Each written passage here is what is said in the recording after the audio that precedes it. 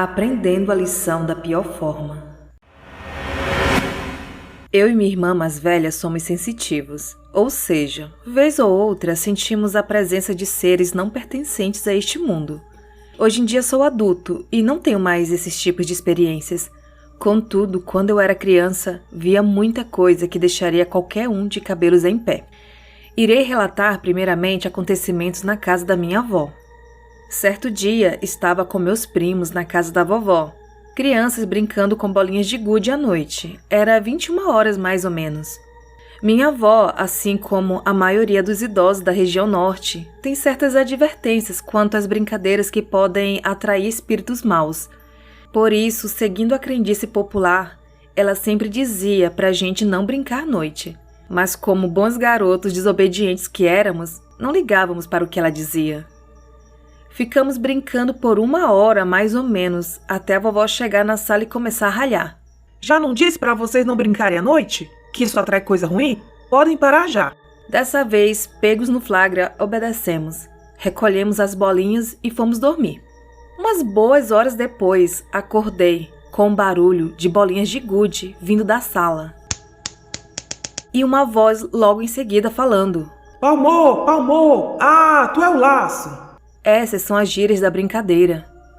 Imaginei que fossem meus primos brincando, mas já era muito tarde para isso. Eu continuei deitado, só ouvindo. A vovó, por outro lado, se levantou com barulho, mordida de raiva porque estávamos brincando tão tarde. Ela chegou na sala e as bolinhas de gude estavam todas espalhadas pelo chão, mas ninguém estava lá. Estavam todos dormindo. Ela saiu caminhando pesado até o quarto em que estávamos. Sacudiu a rede onde cada um dormia, brigando conosco porque estávamos acordados. Assim, os meninos acordaram naquele momento, sobressaltados, sem entender o que estava acontecendo, enquanto nossa avó despejava bronca por um crime que não cometemos. Ela não acreditou que estávamos dormindo. Pensou que estávamos brincando e corremos antes dela chegar na sala. Eu fiquei calado porque sabia o que tinha acontecido. No dia seguinte discutimos e chegamos à conclusão de que só podia ser espírito e desde então nunca mais brincamos à noite. Seguindo o embalo da casa da vovó, eu e meus primos gostávamos de assobiar e minha avó mandava a gente parar, pois iríamos atrair a Matinta Pereira. Para quem não sabe, a Matinta Pereira é uma lenda da região norte. Essa criatura tem outros nomes de acordo com a região. Segundo a lenda, ela seria uma mulher que aparece quando se assobia à noite, pois ela emite esse som e é atraída por ele. Quando ela bate na porta da casa pedindo café, precisamos dar. Se não der, ela vai te perseguir, te assombrar, e quando ela te pegar, vai te chicotear até o chicote cortar sua pele, rasgar seus músculos e sentir o som dos seus ossos estalando. Por isso, ribeirinhos, os que moram nos municípios do interior, quando ouvem assobios de noite, já deixam um pó de café na soleira da porta. Meu primo, muito cético, dizia que isso não existia, que era besteira e que a vovó dizia aquilo apenas para nos botar medo. Fomos dormir e lá vou eu despertar de novo de madrugada, ouvindo esse meu primo cético resmungando. Para com isso, me deixa dormir. Quando levanto a cabeça para olhá-lo, só o vejo sair voando da rede e caindo no chão. Me levantei em um pulo, perguntando o que foi aquilo. Meu primo, todo atordoado, disse: Uma mão me empurrou por debaixo da rede. Não foi tu? Não, eu estava dormindo. Meu primo ficou cagado de medo. Depois conversamos e achamos que poderia ter sido a mão negra, outra lenda nortista, que diz que uma mão negra, vindo da escuridão, vem pegar os desobedientes. Foi ele ou a Matinta Pereira, por conta de estarmos assobiando mais cedo. E essa foi outra coisa que nunca mais fiz à noite. Esses relatos foram enviados pelo Kleber de Macapá, Amapá.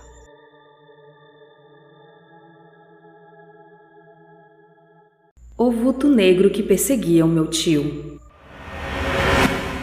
Vou contar sobre a primeira vez em que presenciei algo sobrenatural. Antes disso, só para situar vocês, minha mãe é uma pessoa de espiritualidade muito forte. Na época deste relato, ela ainda trabalhava com magia, lia tarô e tinha vários objetos esotéricos em casa. Sempre que alguém ficava mal, buscava pela minha mãe. Então ela mesma conta que nessa época ela via e ouvia muitas coisas, inclusive na nossa casa. Eu tinha por volta de uns 5 anos, no máximo, quando isso aconteceu. Lembro-me de estar na sala, sentada na bicama onde eu dormia, já pronta para deitar, enquanto minha mãe e minha irmã mais velha estavam ajoelhadas no quarto, de luz acesa orando. Acho que era pelo meu pai, que sofria de esquizofrenia, e sempre que tinha os quadros de crise dele, minha mãe achava que era coisa ruim que o acompanhava. De repente, ouvimos umas batidas no telhado de casa. Assim como quem bate na porta mesmo. Batia baixo, batia alto e chamava. Jó! Batia na porta também. Até tinha como bater no telhado, caso a pessoa fosse um pouco mais alta, pois minha casa era bem baixa. Minha mãe parou de orar e perguntou. Quem é? Sou eu. Eu quem? Perguntava minha mãe. O Beto. Disse a voz. Minha mãe pediu para ele ir para a porta da casa. E nisso fiquei imóvel. Na bicama estava e na bicama fiquei. Minha mãe passou óleo ungido na porta antes de abri-la. Estava meu tio, pálido e com cara de desespero. Minha mãe já perguntou. O que é que foi? Usou alguma coisa? O que você tem? Meu tio só dizia. Fecha a porta, tem alguém atrás de mim. Estão me perseguindo desde São Vicente. Morávamos em Santos e ele em São Vicente, litoral de São Paulo. Minha mãe, na maior calma, fechou a porta e pediu para ele se sentar lá na cozinha, onde ficava a porta. Deu para ele um copo com leite e esse bendito óleo ungido, e o levou para o quarto para orar. E eu, sentada na bicama. A minha casa era como um corredor. Na ponta esquerda ficava a cozinha, onde ficava a porta de entrada. Da sala dava para ver a parte da pia e a porta. No meio ficava a sala e logo ao lado o quarto, que não tinha porta. Era bem pequena e como eu estava no meio, podia ver tudo, menos dentro do quarto. Enfim, minha mãe começou a orar no meu tio quando eu vi. Um vulto preto, grande, volumoso. Não tinha uma forma humana. Era uma sombra que dava para ver passando. Esse vulto saiu do quarto em direção à cozinha e bateu na porta. Mas bateu muito alto, como se aquilo estivesse fugindo. O que eu não entendi foi por que a porta bateu se ela já estava fechada. Minha mãe não me falou nada naquele dia.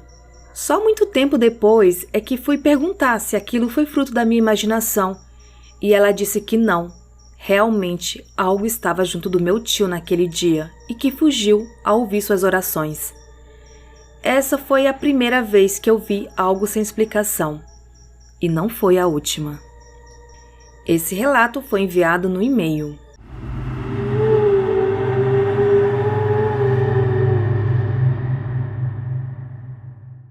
Em um fórum da internet, os usuários foram desafiados a contar uma história que provocasse medo em poucas frases. Eis aqui algumas respostas. Eu despertei com barulho de batidas em um vidro. Pensei que vinham da janela, até que percebi que vinham do espelho novamente. Uma garota ouviu sua mãe chamar seu nome do andar de baixo. Então ela se levantou para descer. Quando chegou na escada, sua mãe a puxou para dentro do seu quarto e disse: Eu também ouvi. Por ter crescido com cães e gatos, me acostumei com barulho de arranhões na porta enquanto dormia. Agora que moro sozinho, é muito mais perturbador. Ao longo de todo o tempo que vivi sozinho nessa casa, juro por Deus que fechei mais portas do que abri. Ela perguntou por que eu estava respirando tão forte. Eu não estava. Minha mulher me acordou na noite passada para me dizer que alguém havia entrado na casa. Ela foi assassinada por um invasor 2 anos antes. Eu despertei com o som de uma voz ninando meu filho recém-nascido pela babá eletrônica. Enquanto mudava de posição para voltar a dormir, meu braço encostou na minha mulher, dormindo ao meu lado. Não há nada como a risada de um bebê, a não ser que seja 1 da manhã e você esteja sozinho em casa. Eu estava cobrindo meu filho e ele disse: Papai, Veja se tem algum monstro embaixo da minha cama. Eu fui olhar para acalmá-lo e então o vi. Um outro ele, debaixo da cama, me olhando trêmulo e sussurrando. Papai, tem alguém na minha cama. Tinha uma foto de mim mesmo dormindo em meu telefone. Eu moro sozinho.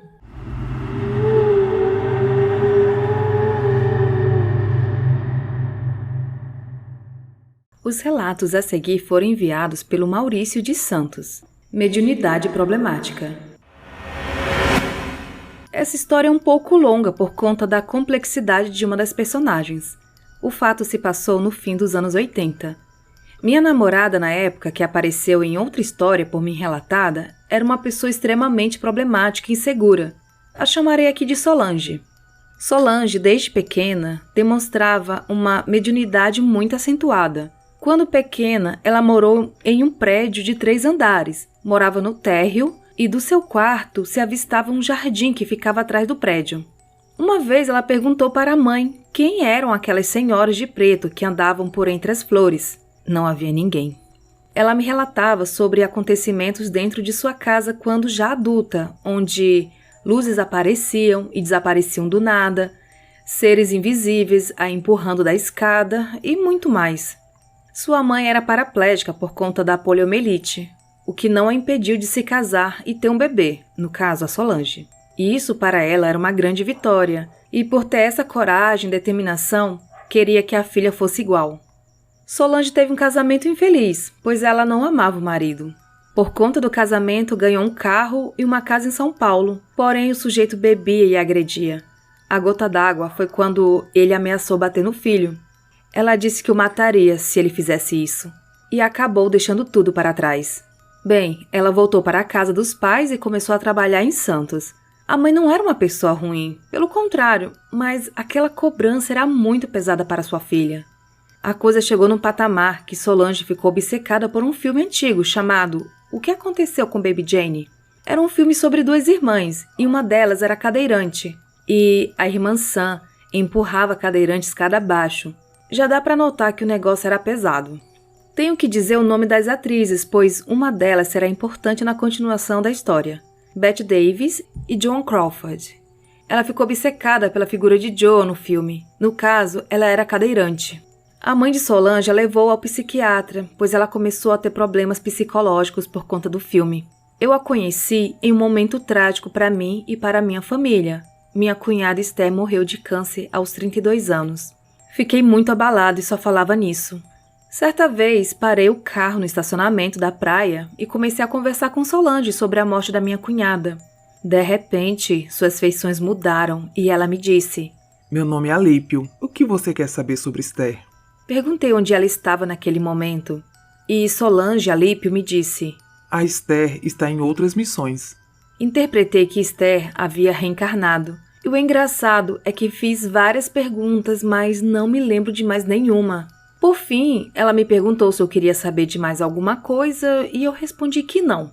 O rosto dela se transfigurou novamente e me perguntou o que tinha acontecido. Um detalhe é que eu havia pesquisado sobre a vida das 2 atrizes e o nome de Joan Crawford não era esse. Ela tinha um sobrenome francês. A caminho de casa, ela deu uma enrolada no cabelo de um jeito que ela nunca havia feito. Não era do feitio dela, e me disse que era a atriz. Aí me deu um insight, perguntei a ela várias coisas e fiz a pergunta certa. Qual o seu verdadeiro nome? Ela não sabia dizer. Ou ela assumiu a personalidade da atriz e não sabia responder essa pergunta, ou então ela incorporou uma entidade que não era a atriz. Até hoje não sei o que aconteceu, mas entre idas e vindas, nos separamos definitivamente. Ela acabou se casando com outra pessoa e eu também, e cada um tocou sua vida. Tudo muito estranho e sinistro, não?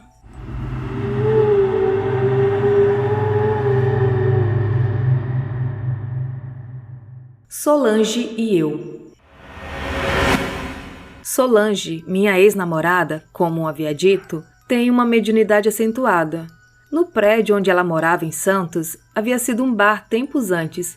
Vez ou outra, quando ela estava já na cama, ouvia barulhos de prato, copos e talheres. A minha cunhada, Esther, foi quem fez o projeto arquitetônico desse prédio.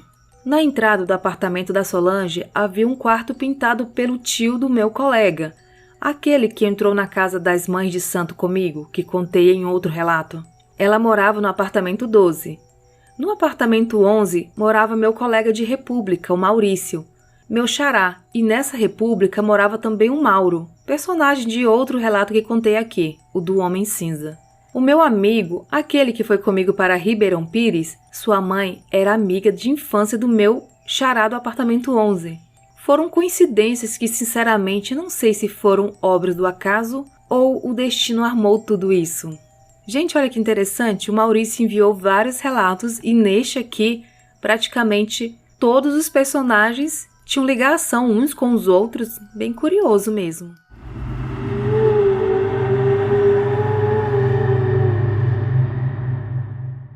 Salto Alto. Meu colega de serviço morava em um pedaço muito bonito da cidade, em São Vicente, litoral paulista. Moravam ele, a esposa e as 3 filhas em um apartamento espaçoso. Bem, o ocorrido não tem a ver com a família dele, e sim com algo que o incomodava bastante. Em certo momento da noite, ele ouvia passos de alguém usando salto alto no apartamento de cima. É perfeitamente possível diferenciar o barulho que faz um sapato masculino de um salto-agulha. Então ele foi conversar diretamente com o síndico para não criar um atrito desnecessário e perguntou sobre o vizinho de cima. O síndico ficou surpreso, pois o pessoal daquele apartamento havia se mudado há alguns meses e o apartamento estava vazio. A história não é das mais originais, mas com certeza é verdadeira.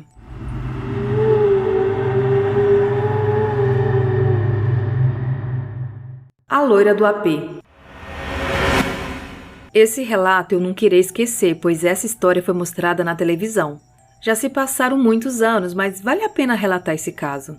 Havia um sujeito que morava sozinho em São Paulo, e ele sempre via no seu apartamento uma loira bonita que andava pelos cômodos. Ele saía do quarto e a via passando para a cozinha. Estava em outro cômodo e ela passava no hall. Sempre assim. Não sei dizer se ele tentou algum contato verbal, parece que a aparição não lhe respondia. Perguntaram a ele se não tinha medo da aparição, e ele respondeu: Olha, eu moro aqui há muitos anos e ela nunca me fez mal. A emissora de TV pediu a ele então se podia filmar dentro do apartamento, e ele concordou tranquilamente. Quando a equipe de filmagem se preparava para começar, a luz da casa se apagou. Lembrando que na época que essa reportagem foi ao ar, não havia tanta tecnologia como hoje, então desistiram das filmagens. E você teria coragem de morar com um ser sobrenatural, mesmo sabendo que ele não faz mal a ninguém? Eu, com certeza, não.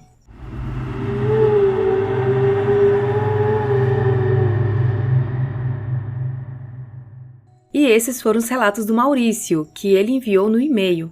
Muito obrigada por estes e pelos outros que você enviou e que já estão no podcast. E você também pode fazer como o Maurício, reunir várias histórias e enviar para o podcast. Olha, gente, não precisa ser histórias longas e pessoais. Pode ser de um familiar, de um amigo, enfim.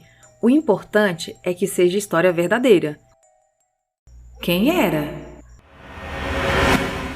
Lembrei-me deste fato ouvindo um episódio que você postou. Isso aconteceu em 2013 ou 2014, quando eu morava na cidade de Sorocaba. Estava na casa da minha ex-noiva e tínhamos feito uma noite de cinema. Estávamos eu, minha noiva, minha cunhada e umas primas na sala. Assistimos alguns filmes até tarde, depois resolvemos dormir na sala.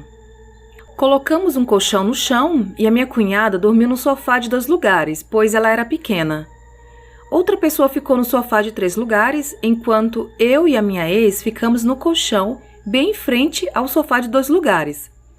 Acordei no meio da madrugada e vi a minha cunhada na porta da cozinha olhando para mim. Bom, pensei que ela tivesse ido beber água. Vai deitar, menina? Falei. Ela foi para a cozinha e fechei os olhos para voltar a dormir. Na mesma hora, senti uma mão caindo sobre o meu rosto. Abri os olhos e olhei para o sofá e vi que a minha cunhada estava dormindo como uma pedra, tanto que ela se mexeu e sua mão caiu sobre mim. Tirei coragem de onde não tinha e fui na cozinha ver se era outra pessoa.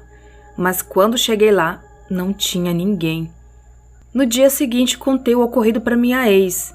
Ela disse que um dia ouviu a mãe dela mandando a minha cunhada ir dormir, mas ela estava no quarto, deitado na cama de cima do beliche. Esse relato foi enviado no e-mail pelo Josimar.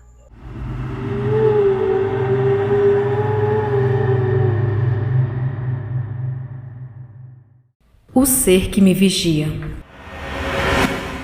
Me chamo João, tenho 21 anos e moro na cidade de Niterói.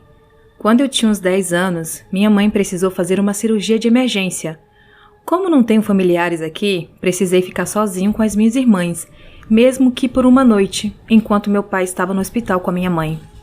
Estava dormindo sozinho no meu quarto quando acordei de madrugada e vi um ser parado e abaixado ao meu lado.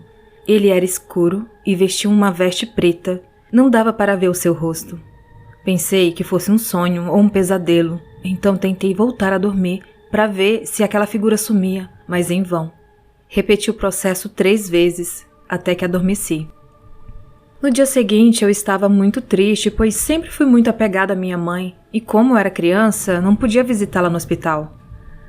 Anos se passaram, meus pais se separaram, vivia com minha mãe, sempre com aquele relacionamento amoroso, bem mais do que eu tinha com meu pai, que era quase nada. Minha mãe teve que viajar para cuidar da minha avó, que mora em Santarém, no Pará, que é a minha cidade natal. Fiquei um tempo morando com meu pai, até que por fim cheguei onde estou hoje, morando com meu namorado na nossa casa. Isso ocorreu em 2011, até que no ano passado, em 2021, eu fui dormir na casa de um amigo. Dormimos e ao amanhecer, ele me contou que viu uma pessoa agachada ao meu lado, me olhando. Mesma coisa, figura negra, usava um manto preto e ficou por minutos ali, até que ele voltou a dormir e me contou as características daquele ser. Detalhe, até então eu não havia falado sobre isso com ninguém. Não tinha como ele saber ou sequer descrever tão precisamente o que eu tinha visto 10 anos antes. Nesse mesmo dia, tive a notícia que minha mãe havia adoecido e estava no hospital. Não sei o que era aquela figura. Afinal, era um ser me protegendo enquanto eu dormia? Ou um ser querendo me avisar de algo? Ou só estava ali para me fazer algo mal e havia algo o impedindo? Nunca saberei. Esse relato foi enviado pelo João no Telegram.